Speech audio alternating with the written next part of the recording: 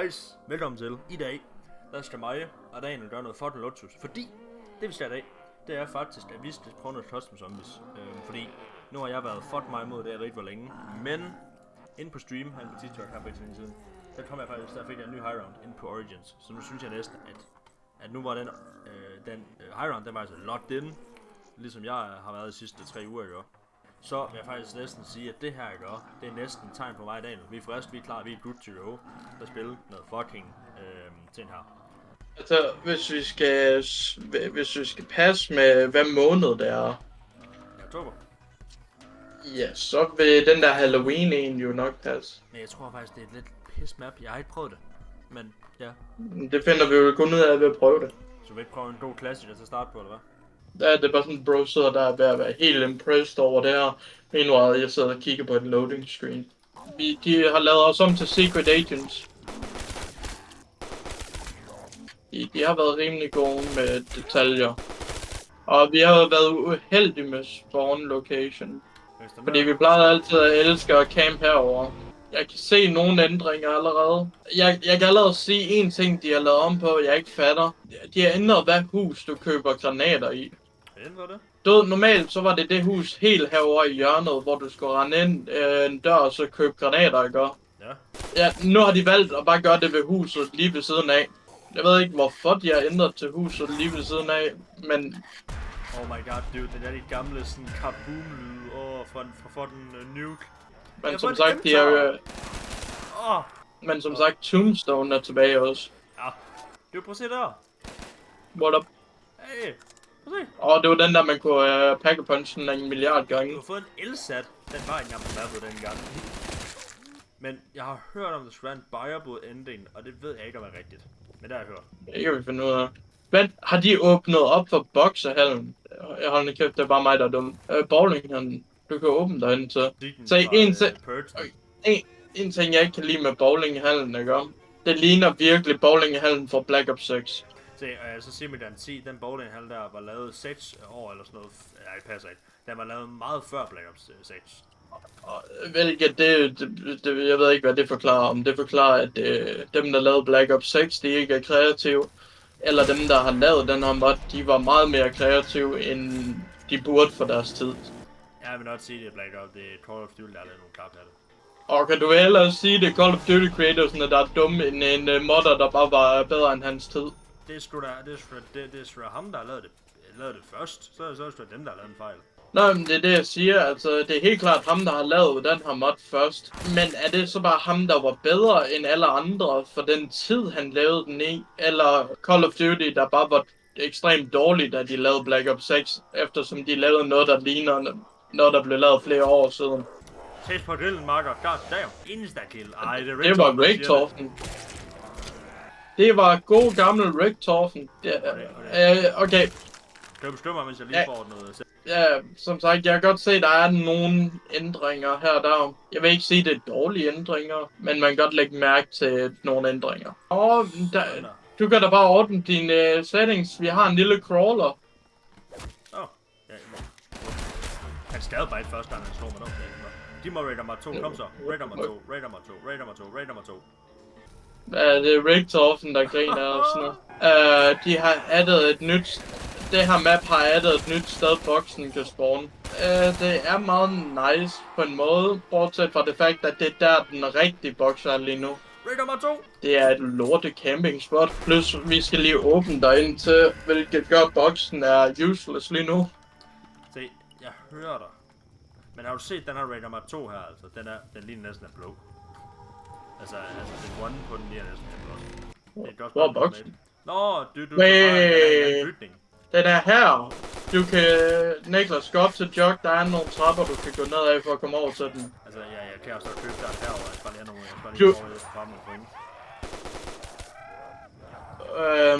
Der er en perk hop også. Hej. Der var perk, den hedder Banana Colada. Banana Colada? Ej, det er en custom perk. Det var penge.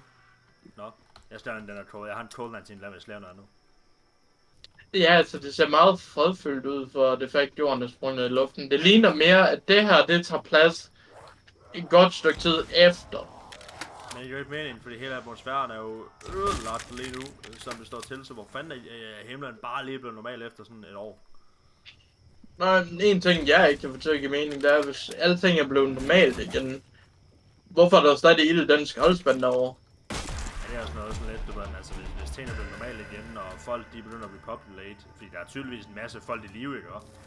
Når man tænker over, at for det første er der stadig strøm, og for det andet at tænke på, at du ved, at vi har været et hold af 4 mænd fra CIA. Vi har et hold af 4 mænd fra et eller andet. Vi har et transit crew. Vi har 2 sets af alle de original zombies crew. Vi har 5 crew, hvis de er der slået ihjel, og så videre. Der alle sammen overlever på en eller anden måde uden at spise mad, mind you.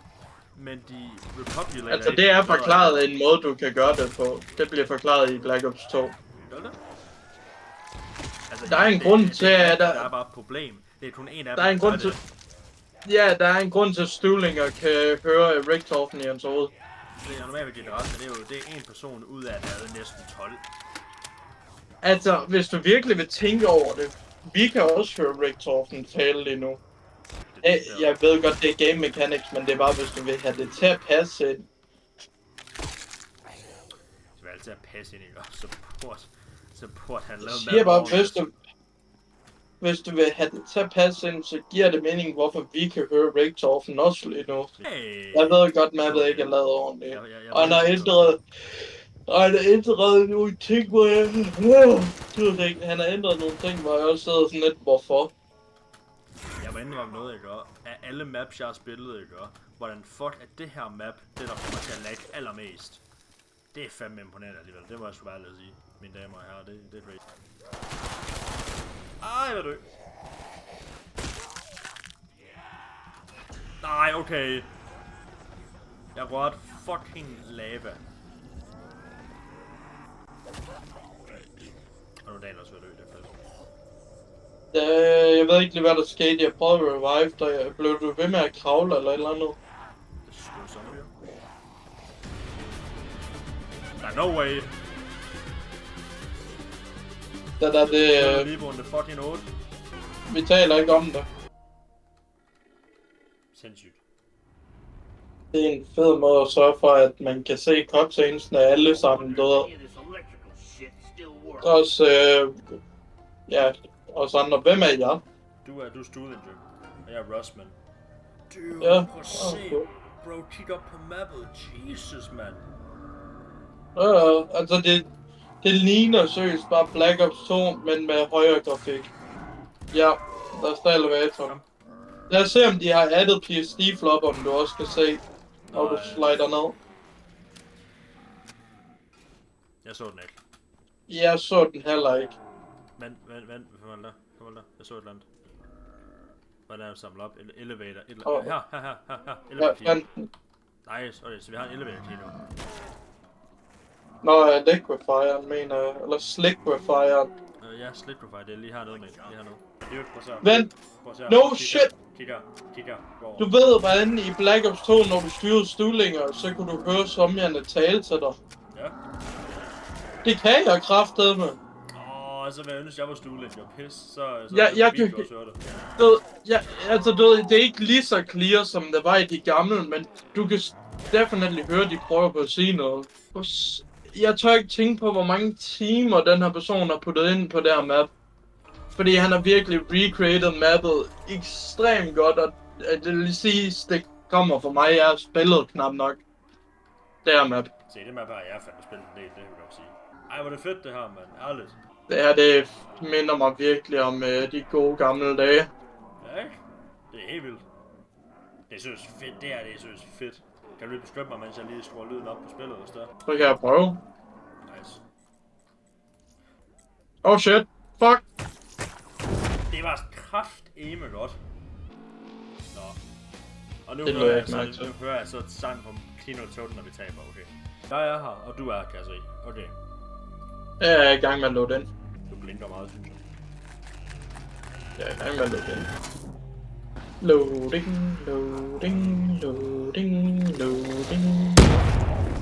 Jeg ved slet ikke, hvordan jeg skulle have det med på Mob of the Dead, for du kunne enter din spirit form. Der committed du suicide. Ja, du skulle basically dræbe dig selv for at komme ind i den form, for så genopleve dig selv igen. Kom ind hurtigt, mate. For satan. Vi er her. Alright. Hvad satan, du er Dempsey? Er Dempsey? Dempsey. Okay. Jeg tror pretty much... vi kan faktisk gå under her nu, hvad fanden? Jeg plejer ved at sige, at kunne. Hvad fanden? Nu er vi jo selvblokken. Skal jeg lige prøve på sjov, eller hvad? Fordi man kan ikke gå suicide, så nu skal man bare købe dørene. Ja, okay. Men de har... Så vil jeg næsten sige, det er det næsten bare en modded version af Black Ops 4 versionen, så... I Black Ops 4, der har de jo det her map, men hvor du styrer Richtofen, Dempsey og alle dem der. Det er basically det, de har gjort her. Jeg skulle også til at sige sådan noget. Kunne det være grund til, at man ikke kan gå beast? Kan det potentielt være grund af det fakt, du ved, at hey, vi spiller ikke karaktererne, der sidder fast, eller det var, vi bare har noget en gang, imens de sidder fast i et loop eller sådan noget. Men det er også det, der er loven, fordi i Black Ops 4, når du spiller det her map, der kan de heller ikke gå ind i spirit mode. Og det er fordi, det var kun de originale 4 inmates, der kunne det, ikke Dempsey og Richtofen og alle dem. Ja, altså det giver jo en god mening, gør det ikke? Jo.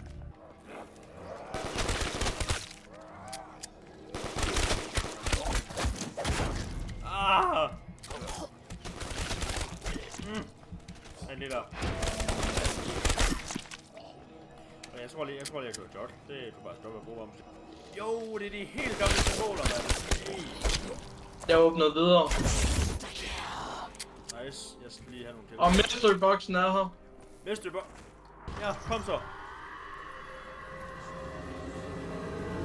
Ja. Fuck my fate, en Fortnite CMC, man. Den lort. Den lort. Normalt.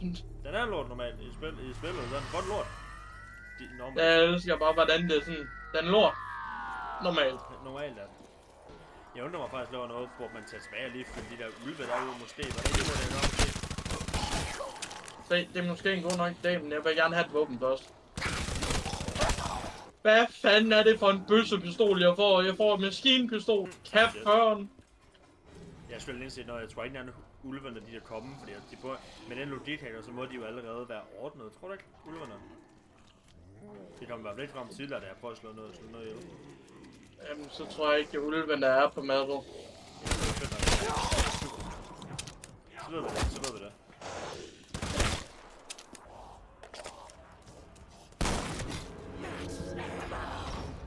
Så får jeg dual pistols.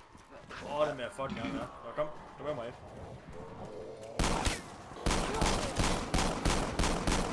Monkey bombs, ej, gå væk. Hvad sker der for vores held? Jeg ved ikke rigtig. Eller nærmere sagt, lack of held. Hvad sker der for det fakt, vi bare ikke har noget held? Okay, lad os prøve at komme videre rundt på mappet og bare tjekke det ud. Gå også videre. Fuck det er så mere. Nu skal jeg fandme vise jer, hvor god en quickscoper er. Jeg er lort. Jeg er også lort. Lad os prøve at købe den her og se hvad. Der må næsten være en part her eller sådan noget, det ved jeg for fact. Wonderfisten er her. Men der er hundehoveder her, så kan det være, vi faktisk... Jeg gør et eller andet. Det er blokken. Yes. Og det vent. Prøv at se, dude, de har faktisk ændret. Der står her, no one escapes alive. Så jeg tror faktisk, det er måske efter, at cirklen er blevet ødelagt, at du ved, broken er her måske. You know? Hvad satan, Pete? De flopper er her. Flopper. Den skal jeg have.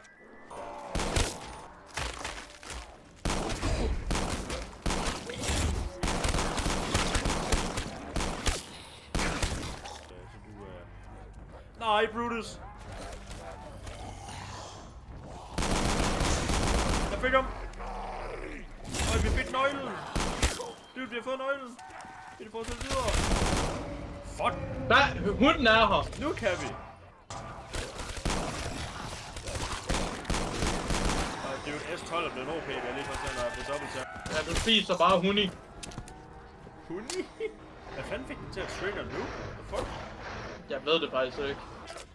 Okay, jeg holder lige der zombie her, så vi kan... Nej, den er færdig. Hey! Vent. endt. Oh.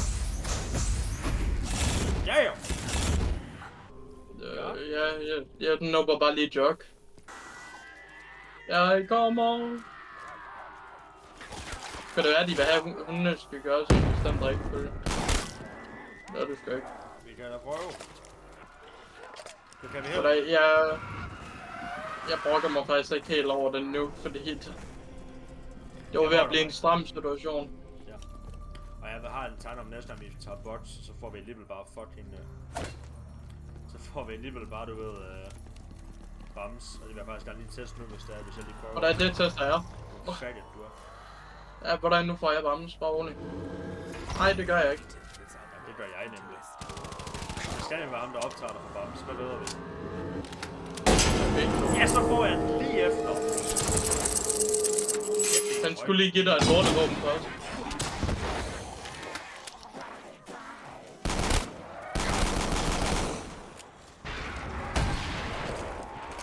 Dude, de ændrede PSD-flopper.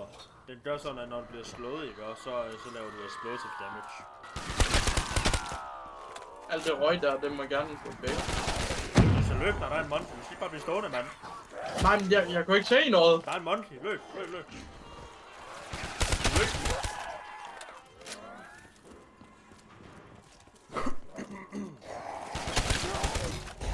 Jeg er ikke pænt til at pakke bunch.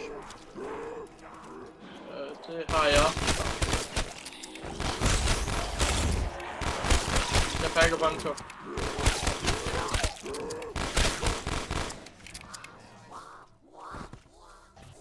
Det var også den lige gør.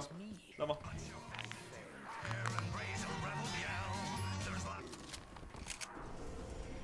Det tager jeg bare glad, faktisk. Øj, der er en par mere. Godt set, perfekt. Ja, jeg har også taget den. Jeg har taget den bare. Og den var et kavitas. Der map, det er lidt mærkeligt bygget. Undskyld, jeg ser det. Ja. Nå, nu skal jeg lade efter nogle flasker, så nu ser jeg skynde mig.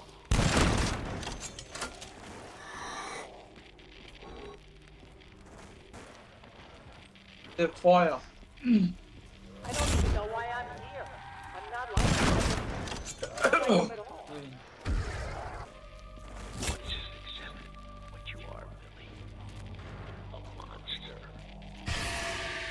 Okay, dude, jeg har nu fundet 4. Jeg har nu fundet 4 sådan soul paydrops, et eller andet. Du ved, en for hver karakter, nu ved jeg.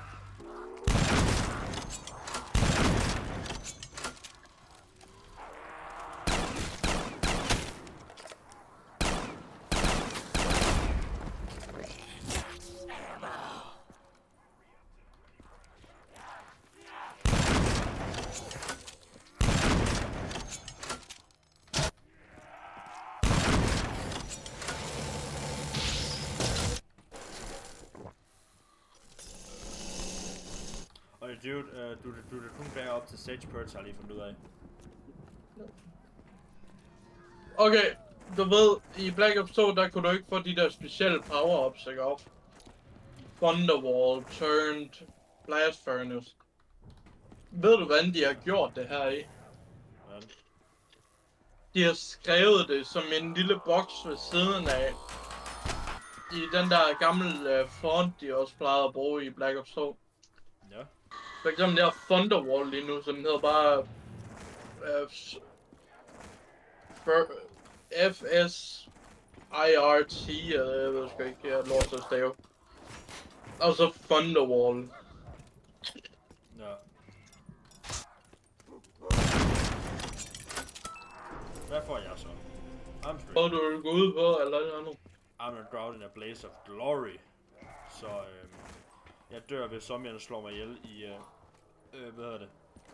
I, du ved, i her. Glory! Let's go! Lige præcis. Og nu sidder vi fast i et loop. Nej, okay.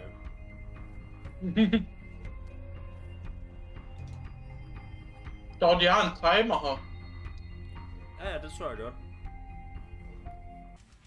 Men guys, tusind tak fordi I så videoen. Jeg håber, I nåede den. Hvis I kunne lide den, så må I gerne give et like. Hvis I ikke kunne lide den, så må I skrive, hvorfor I ikke kunne lide den. Og så Hvis det, jeg synes, det var fedt, ikke? Så gør man tjeneste at sige, hvad jeg synes bare, det er, at spille. Custom Zombies en anden dag. Eller bare generelt, hvis der er nogle mods, vi skal prøve, eller hvis der er et spil, eller et andet spil, et eller andet, vi skal prøve det, og så lad os know, så får vi det slut. Ellers så håber jeg, at I nåede den. Så var det, tak for at I så håber jeg, at I nåede den. I må have en god dag, og så ses vi bare i næste video. Hej!